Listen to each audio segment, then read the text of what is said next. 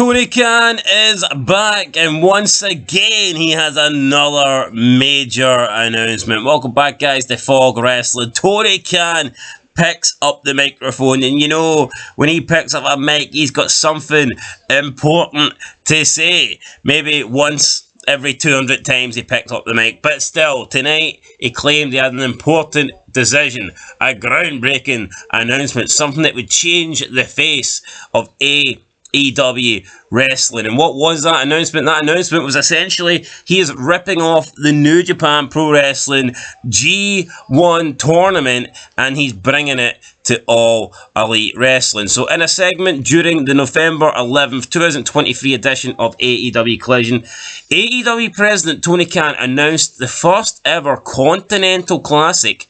It will be a round robin tournament with 12 competitors participating, and the winner will be crowned at the World's End pay-per-view in December. The tournament kicks off on the November 22 edition of Dynamite, and, believe it or not, Bryan Danielson was the first entrant to be officially announced for it. So we have this brand new tournament. We have the first competitor announced, and it is the injured Bryan Daniel, just standing there with a big fucking bandage wrapped around his head, sitting next to Tony Khan. God knows how much shit he sniffed before making this announcement. It's like, what the hell are they doing? A round robin tournament? These things have never worked. These things have never ever been successful in wrestling. But he thinks because Dave Meltzer loves the G1 in Japan, that if he does something similar, then maybe Meltzer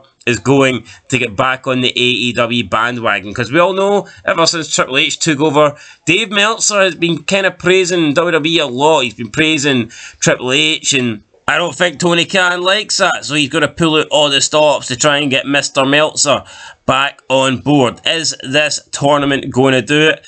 I don't really think so. So 12 competitors. I'm assuming we will have groups. I mean, groups of what? Will we have 3 groups of 4? Will we have 4 groups of 3? Will we have 2 groups of 6? Will it just be one big tournament with the 12 people in the one group? I mean, potentially. It's called the Continental Classic. What does the winner get? We're going to crown a winner at the World's End pay-per-view.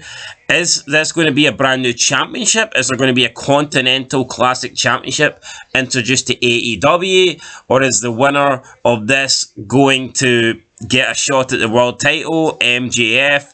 We don't know. None of that was really announced. The only thing that got announced was that the American Dragon, Bryan Danielson, was the first member. He's the first member to be announced. He's the first entrant. He'll probably be the first person to get injured as well. But, I mean, we will find out how this goes. And it says that the winner is going to be crowned at the World End pay-per-view. So it doesn't really give it a lot of time to conclude this tournament. A round-robin tournament with 12 people. And it doesn't begin until November 22nd. Yet it ends in December. Now, assuming there's going to be all these multi-man matches and everybody has to wrestle each other once, that would tell me that we're going to see a shitload of matches on Rampage, Dynamite, and Collision if Tony Khan is going to fit this in by the end of the World Ends pay-per-view in December. So, yeah, that's it. Continental Classic Tournament. I don't think these tournaments work. Round-robin tournaments in wrestling, wrestling's about storytelling. It's not. They try and make it too much like an actual sport, having group stages, having points. I mean, fuck that shit. No one cares about how many points. Are we supposed to get excited when we get into like 2 weeks to go? Oh, Bryan Danielson's got 4 points, but he's 2 points behind fucking Kenny Omega. Can he catch him? Can he get 2 wins in the final 2 weeks to catch Kenny? Who cares? Seriously. Who cares? This ain't going to do shit.